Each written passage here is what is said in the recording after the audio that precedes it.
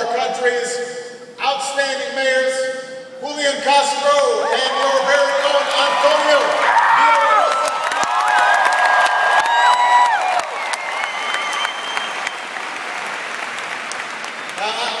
I've got to admit that even though my staff all came over early to get the show, I got left behind. But my understanding it was an incredible show.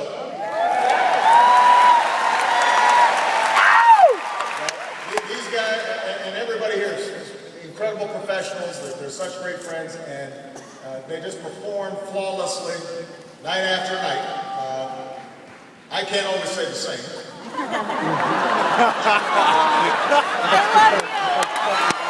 got 2 weeks!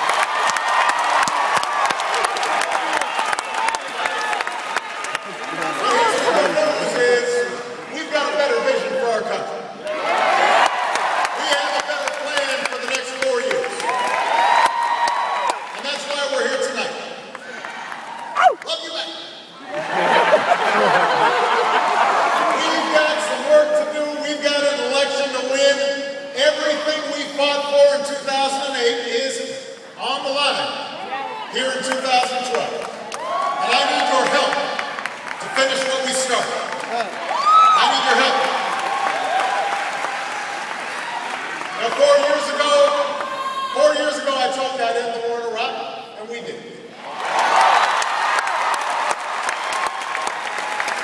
I said I'd end the war in Afghanistan, and we are. I said we focus on the people who actually attacked us on 9/11. Today, Osama bin Laden is no more.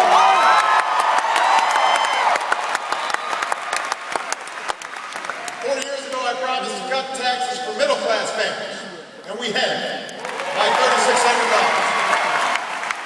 I promised to cut taxes for small business owners, and we have 18 times. We got every dime back that was used to rescue the banks. We passed a law to end taxpayer-funded Wall Street bailouts for good. We passed health care reform, also known as Obamacare.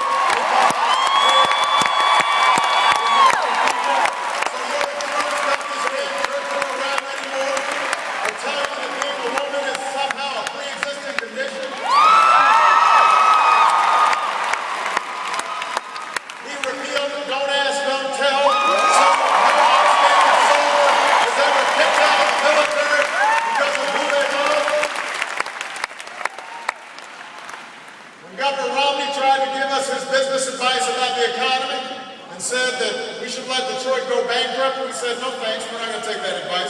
We reinvented a auto industry that's back on top of the world.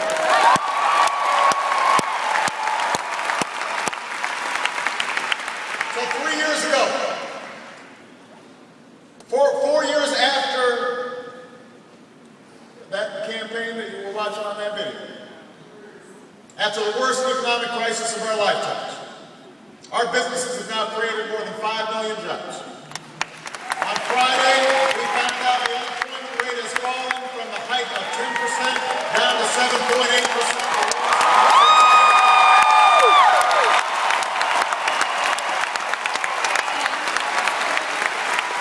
Manufacturing is coming back to America.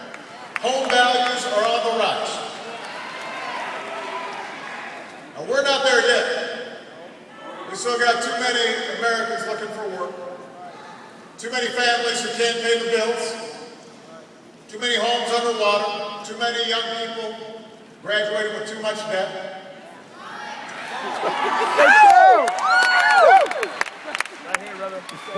But if there's one thing I know, we've come a long way, and we've come too far to turn back now.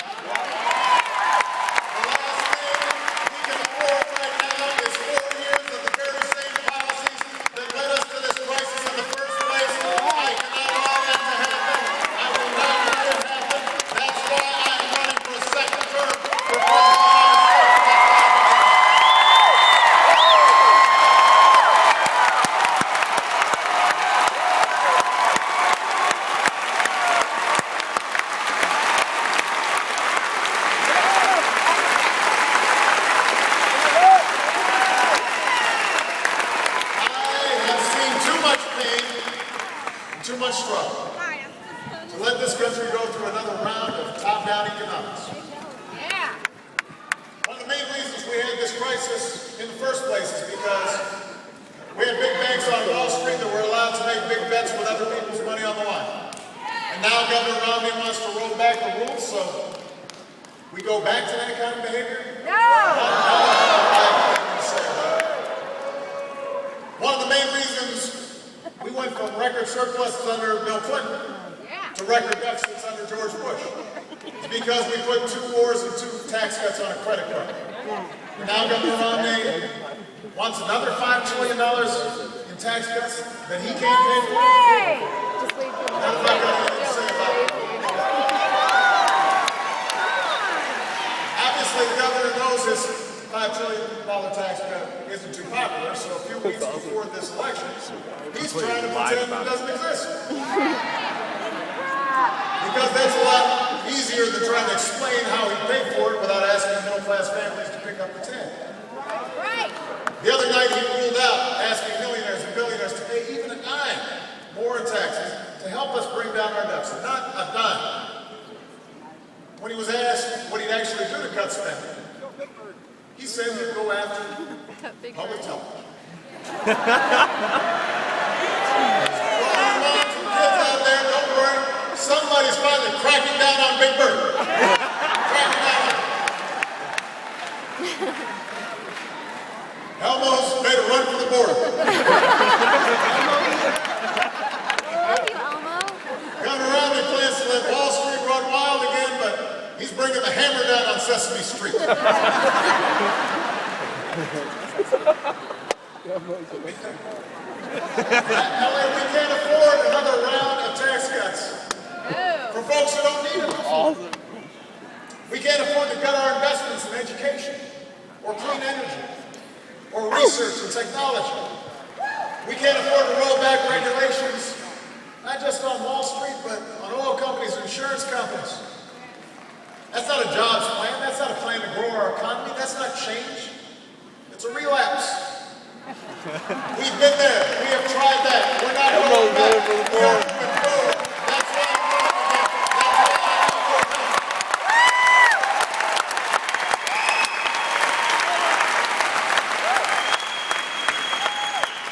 See, we've got a different view about how we create jobs and prosperity in America.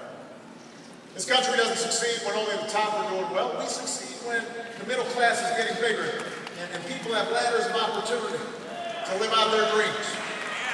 Our economy doesn't grow from the top down. It grows from the middle out, the bottom up. We don't believe that anybody's entitled to success in this country, but we do believe in something called opportunity. We believe in a country where hard work pays off and responsibility is rewarded, and everybody's getting a fair shot, and everybody's doing their fair share, and everybody's playing by the same rules. That's the country that I believe in. That's the country you believe in. That's what I've been fighting for the last 4 years. That's why I'm running for a second term. We've got a lot more work to do to make sure that everybody is taking work.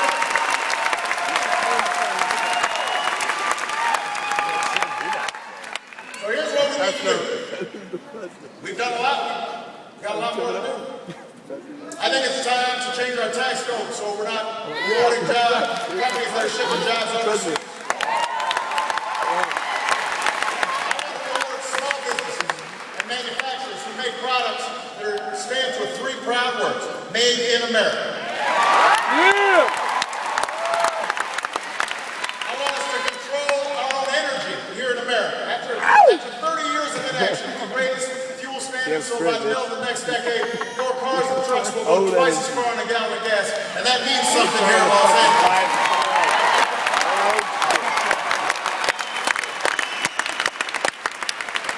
Today, the United States of America is less dependent on foreign oil than any time in the last 2 decades. So now it's time to move forward. My plan would cut our oil import in half by investing in the clean energy that's creating thousands of jobs all across America right now. Not just oil and natural gas, but wind power and solar, fuel-efficient cars and long-lasting batteries. And unlike my opponent, I'm not going to allow oil oil companies to collect another $4 billion in taxpayer-funded corporate welfare. We're not going to let China win the race for clean energy technology. I want that technology developed right here in the United States, creating jobs right here in the United States, right here in the United States. That's what we're fighting for. I want us to have the best education system in the world. There we go. Yeah! Of every walk of life. They're getting the chance they need to get the skills they need to succeed. I would not be standing here if it weren't for an education that I couldn't necessarily afford on my own. It was the gateway of opportunity for me, for Michelle, for so many of you. And now you've got a choice. We could gut education to pay for Governor Romney's $5 trillion tax break. No way! Don't move. Vote.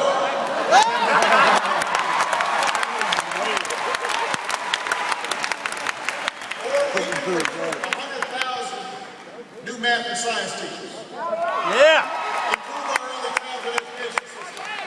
Provide job training for 2 million workers at our community colleges. Work with colleges and universities to cut the growth of tuition costs. We can meet those goals. We can make sure that every young person here in Los Angeles, here in California, here in the United States of America, no matter what they look like, no matter where they come from, if they're willing to work hard, they can succeed too. That's our goal.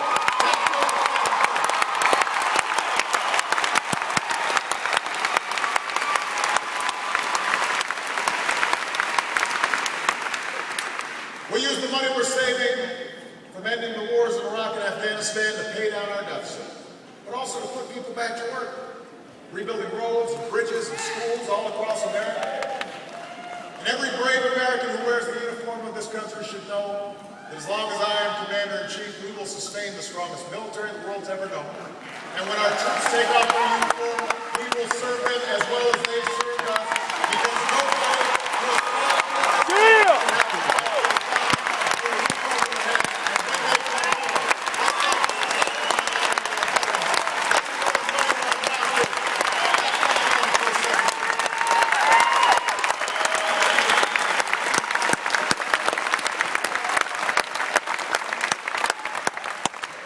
Fifth, we need to cut the deficit, but we got to do it in an intelligent way. I propose cutting it by $4 trillion over the next 10 years, and I've already worked with Republicans to cut $1 trillion of spending.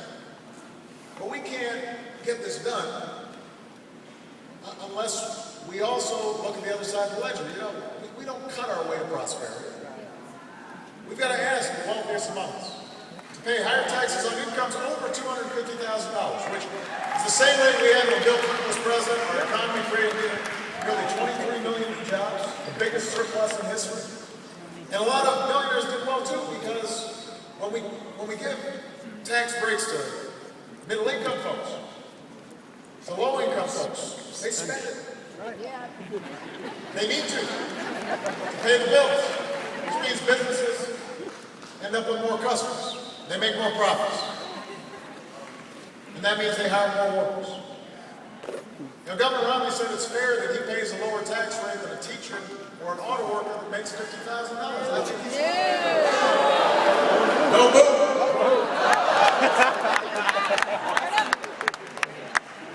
I refuse to ask middle-class families to give up their deductions for owning a home or raising their kids just to pay for another millionaire's tax cut. I refuse to ask students to pay more for college, take children out of Head Start programs, or eliminate health insurance for millions of Americans who are poor or elderly or disabled just to pay for tax cuts we can't afford. And that's the choice that we face in this election. That's what this election comes down to. Now, over and over again, we're told that since government can't do everything, it should do almost nothing. If you can't afford health insurance, hope you don't get sick. Company releases pollution into the area, your children breathe well, that's the price of progress. You can't afford to start a business, go to college, just borrow money from your parents. That's not who we are. That's not what this country is about. Here in America, we believe in individual initiative and self-reliance, but we also believe there's some things we do together. We understand America's not just about what can be done for us. It's about what can be done by us. Together, as one nation, as one people. You understood that in 2008. It's true even more so now in 2012. Because of you, we've made progress. You're the reason there's a little girl with a heart disorder in Phoenix who gets the surgery she needs because insurance companies can't limit her coverage. You're the reason a factory worker who lost his job in Toledo is back on the line building the best cars in the world. You're the reason a student right here in LA has help paying for her college. The reason a veteran can go to college on the new GI Bill. You're the reason a young immigrant who grew up here and went to school here and pledged allegiance to our flag will no longer be deported from the only country.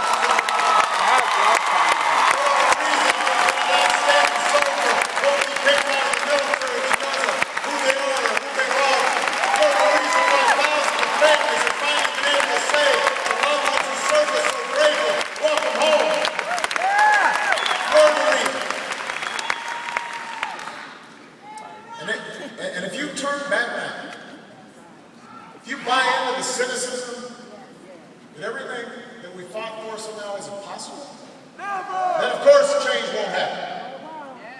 If you give up on the idea that your voice can make a difference, then other voices will fill the void. The lobbyists, the special interests, the folks who are writing $10 million checks to beat me, and folks who are trying to make it harder for you to vote.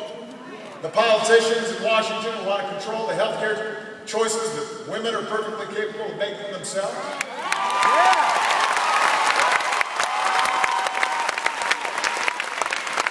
You've got to make sure that your voice is heard.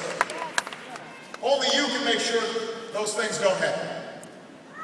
Only you've got the power to move us forward. You know, I've always said, I said this back in 2008, that change, real change, takes time. It takes more than one term or one president. It takes more than one party. It can't happen if you write off half the nation before you even take office. There you go.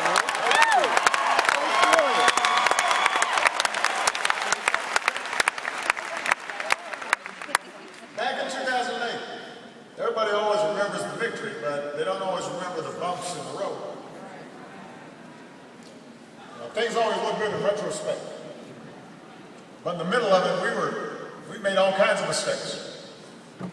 We goofed up. I goofed up. But the American people carried us forward. And even with all the things we had going for us, all the way that things just kind of converged, 47% of the country still didn't vote for me. Just want to point that out. But on the night of the election, I said to all those Americans, I may not have your vote, but I hear your voices.